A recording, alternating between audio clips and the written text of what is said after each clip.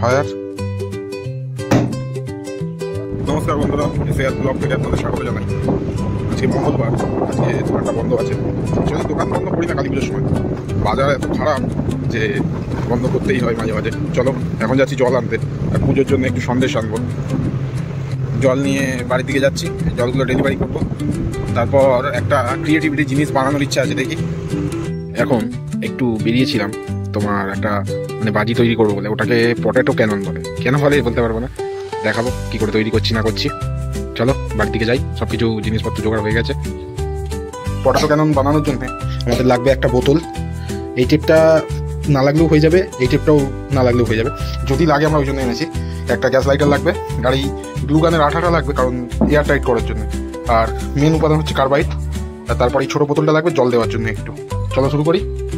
বোতলটাকে ফুটো করে নিয়েছি। এবার এই যে এইটাতে একটু টেপ জড়িয়ে নিয়েছি। এই টেপগুলো ম্যাক্সিমাম ওই কলের প্যাচে প্যাচে ইউজ হয়। এইটাকে এবার এইভাবে ঢুকিয়ে দিয়ে তারপরে এয়ার টাইট করার জন্য এই গ্লু গানের আটাটাকে গলিয়ে সাইড দিয়ে পুরো দিয়ে দেবো, তাহলে টাইট হয়ে যাবে। পটেটো ক্যানন বানিয়ে রেডি হয়ে গেছে। এইবার এটাকে টেস্ট করার পালা। এর মধ্যে একটু কার্বাইড দিয়ে দেওয়া হয়েছে, একটু গ্যাসটা জমা হোক, তারপরে এটাকে ফায়ার করতে হবে। এবার এটা চেপে ফায়ার। আজকে খুলে নেই, তবুও দীপাবলিতে লাইট জ্বালাতে এলাম আর একটু মোমবাতিও জ্বালিয়ে দিলাম।